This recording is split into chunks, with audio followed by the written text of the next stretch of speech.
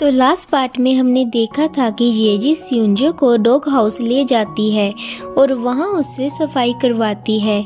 जब वो स्कूल आती है तो सुबिन उसके लिए मिल्क लेकर खड़ा हुआ था, लेकिन जेजी उसे इग्नोर करके वहाँ से चली जाती है। जब वो क्लास में आती है तो यू ह्योंग उससे पूछता है कि क्या स्यूंजे तुम्हारे साथ टीम बनाने के लिए मान गया है, बिकॉज आज फॉर्म अप्लाई करने की लास्ट डेट है। सुबिन कहता है कि उसे खुद आकर अप्लाई करना होगा। जेजी कहती है कि स्यूंजे जरूर आएगा, तब तक मैं उसका वेट करूँगी। अब काफ़ी टाइम गुजर गया था और टीचर उनसे एप्लीकेशन फॉर्म लेने लग जाते हैं। टीचर जेजी से पूछते हैं कि तुम्हारा पार्टनर कहाँ है। तभी स्यूंजे क्लास में आ जाता है और टीचर से फॉर्म लेकर फिल कर देता है और जेजी से भी फिल करने को बोलता है। फिर हम सुबिन को देखते हैं जो पास्ट टाइम के बारे में सोच रहा था, जिसमें वो अपनी मॉम को फ़ोन करके कहता है कि मुझे घर के रेंट और स्कूल की फ़ीस के लिए पैसों की ज़रूरत है। सुबिन काफ़ी परेशान था। तभी दायोन आकर कहती है कि मैं तुम्हारी बात सुनना तो नहीं चाहती थी, लेकिन अब सुन ली है तो क्या मैं तुम्हारी हेल्प कर दूं?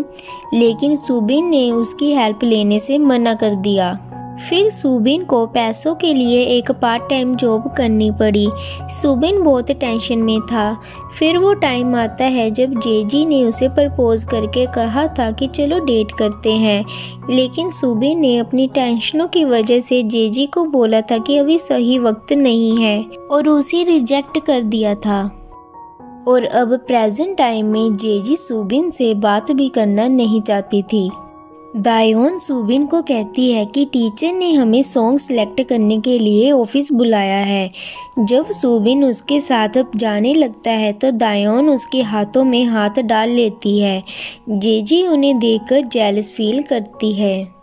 स्यूंजे जेजी से कहता है कि चलो हम भी रिहर्सल करते हैं। जब वो सभी प्रैक्टिस के लिए जाते हैं तभी जेजी को उसी बुली का मैसेज आता है जो उसे मिलने के लिए बुलाता है।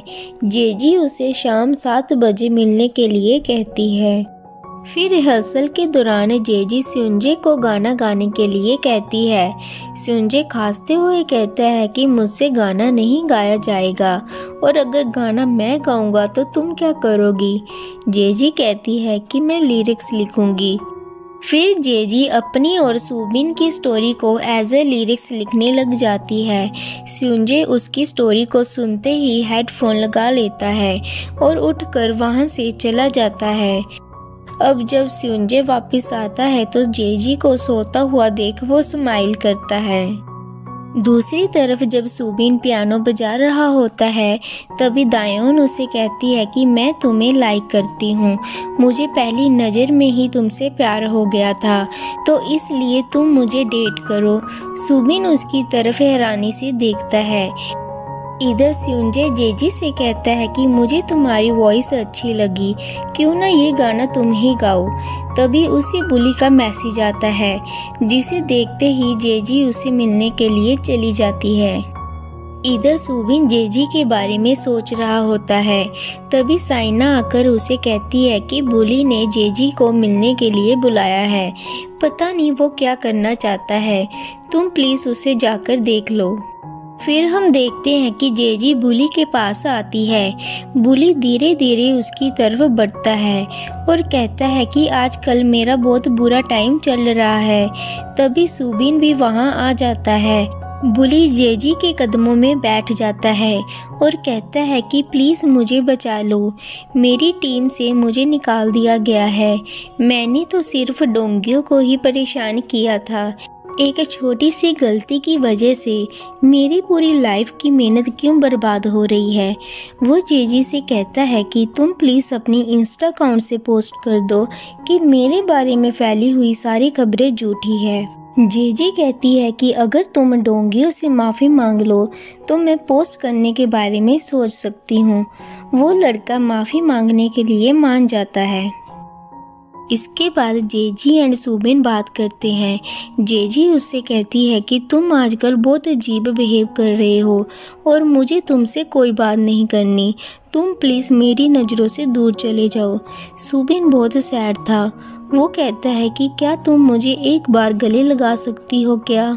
जेजी बहुत हैरान हो जाती है और उसे गले लगा लेती है। जेजी उससे पूछती है कि क्या तुम ठीक हो। वो कहता है नहीं। जेजी उससे रीज़न पूछती है लेकिन वो उसे कुछ नहीं बताता। तभी सुबिन को उसके बॉस की कॉल आती है। सुबिन जेजी से कहता है कि तुम प्लीज़ यहीं रुकना, मैं अभी वापस आ जाऊंगा। फिर सुबिन उसी बार में आकर अपना सामान उठा रहा होता है तो बॉस उससे पूछता है कि तुम्हारे यहाँ से अचानक जाने के फैसले पर मुझे क्या करना चाहिए। बॉस उसे एक दूसरे काम की ऑफ़र देता है लेकिन सुबिन उनकी ऑफ़र को रिजेक्ट कर देता है और वहां से भाग जाता है। रास्ते में दायोन उसे देख लेती है। सुबिन एक गली में बैठकर रोने लगता है। दायोन और जेजी उसे कॉल करती है लेकिन वो उनकी कॉल को पिक नहीं करता। तभी दायोन वहां आकर उसका फ़ोन उठाती है और जेजी को हेलो कहती है। जेजी हैरान हो जाती है। दायोन कहती है कि सुबिन अभी तुमसे बात नहीं करना चाहता और तुम सुबिन की फिक्र मत करो, मैं उसका ध्यान रख लूँगी। ये बोलकर जेजी उसका फ़ोन काट देती है। फिर हमें कुछ महीने पहले का सीन दिखाया जाता है जब सुबिन दायोन के साथ उसके घर आया था। तब दायोन ने सुबिन के अकाउंट में बहुत सारे पैसे ट्रांसफ़र किए थे। सुबिन जब मैसेज देखता है तो वो कुछ नहीं कहता क्योंकि सुबिन को भी उस वक्त पैसों की काफ़ी ज़रूरत थी, इसलिए वो चुप रहता है। उस टाइम के दौरान कुछ लड़के जेजी की फेक डर्टी फ़ोटो को एडिट करके बना रहे थे। नेक्स्ट डे सेमिनार में सभी बच्चे अपना इंट्रोडक्शन देते हैं और जब जेजी की टर्न आती है तो वो कहती है कि मुझे सिंगिंग का शौक़ है, तो सभी बच्चे उसे सिंगिंग करने के लिए कहते हैं। जब वो सिंगिंग कर रही होती है तभी उसकी वही फेक डर्टी फ़ोटोज़ को कोई प्रोजेक्टर पर प्ले कर देता है। तभी सुबिन भाग कर आता है और वीडियो को बंद कर देता है। और अब प्रेजेंट का टाइम दिखाया जाता है जहां सुबिन रो रहा था और दायोन ने जेजी का फ़ोन बंद कर दिया था। जेजी को सुबिन पर बहुत गुस्सा आता है और वो वापस स्यूंजे के पास रिहर्सल के लिए चली जाती है। जेजी का मूड काफ़ी ख़राब हो गया था। स्यूंजे उसे गाना गाने के लिए बोलता है तो जेजी गाना गाने लगती है। स्यूंजे को उसकी वॉइस काफ़ी अच्छी लगती है।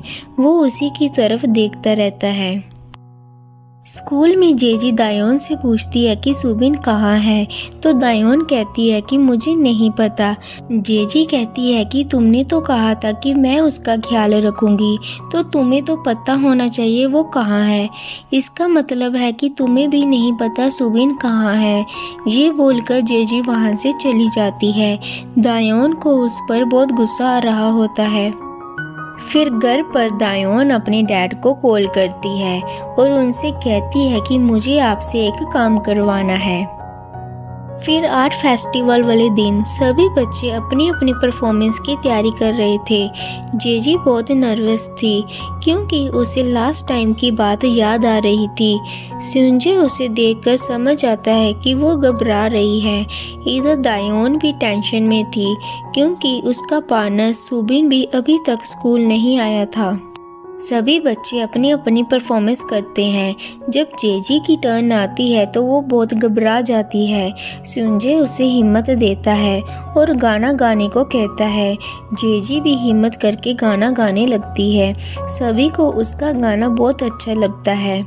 तभी दायोन अपनी चाल चलती है और स्पीकर पर एक रिकॉर्डिंग चला देती है जिसमें दो आदमी एक दूसरे से बातें कर रहे थे कि जेजी एक घटिया और लालची लड़की है।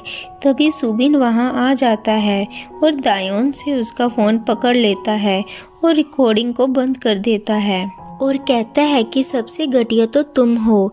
तभी जेजी वहां आकर बोलती है कि हाँ, मैंने पैसे लिए थे और मैं एक घटिया लड़की हूँ। सभी बच्चे उसे बुरा भला बोलने लगते हैं। जेजी सुबिन से कोई बात किए बिना वहां से चली जाती है।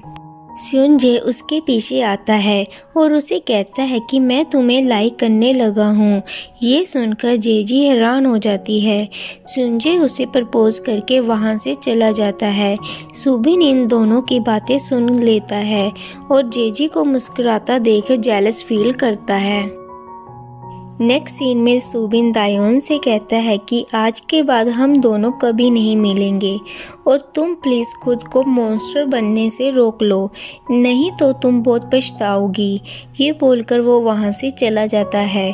सुबिन ने दायोन के सारे पैसे वापस कर दिए थे। अगले दिन सुबिन जेजी को फ़ोन कर बोलता है कि मुझे तुमसे कुछ बात करनी है, क्या तुम मुझसे मिलने के लिए आ सकती हो। जेजी उसे मिलने के लिए आती है।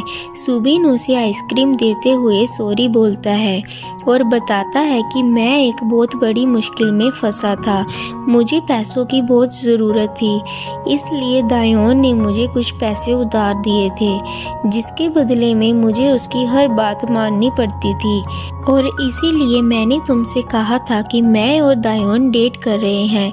मुझे पता था कि तुम्हें बहुत तकलीफ़ होगी, लेकिन आज मैं तुम्हें सच बताना चाहता हूँ, मैं तुम्हें बहुत लाइक करता हूँ। जेजी उसकी बात सुनकर शॉक हो जाती है। फिर कई दिन गुजर जाते हैं। सुबिन ने स्कूल छोड़ दिया था और वो जेजी से भी नहीं मिला था। जेजी कहती है कि वो तो मुझे अलविदा बोलकर भी नहीं गया। वो उसे हर दिन कॉल करती है, लेकिन सुबिन उसका फ़ोन भी नहीं उठाता। इसी तरह 5-6 महीने गुजर जाते हैं। जेजी उसे बहुत मिस करती है। नेक्स्ट सीन में हम देखते हैं कि जेजी एक सिंगिंग कॉन्सर्ट में जाती है। वहाँ पर स्योंजे भी होता है जो पियानो बजा रहा था। स्योंजे ने जेजी पर एक गाना लिखा था जिसमें वो उसका अब भी वेट कर रहा होता है। तभी हमें दिखाया जाता है कि पिछले कुछ महीनों से जब से सुबिन ने स्कूल छोड़ा है, जेजी सिर्फ उसी को याद करती रहती है। स्योंजे उसकी हालत देखकर समझ गया था कि जेजी सुबिन को लाइक करती है और वो मुझे कभी हाँ नहीं बोलेगी, इसलिए वो खुद ही जेजी से दूर हो गया था और आज उसे कॉन्सर्ट में देखकर स्योंजे सैड हो जाता है। उसी कॉन्सर्ट में सुबिन भी आया होता है। सुबिन स्माइल करते हुए जेजी के पास से आता है और उसकी छोटी फिंगर को पकड़ लेता है।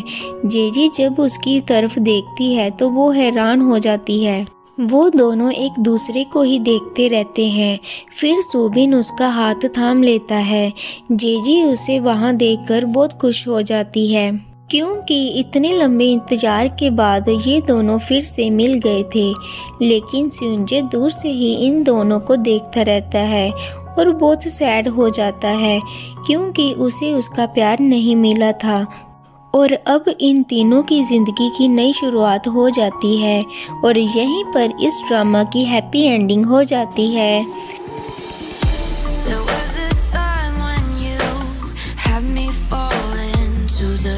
अगर आपको ये वीडियो अच्छी लगी तो वीडियो को लाइक और चैनल को सब्सक्राइब जरूर करें।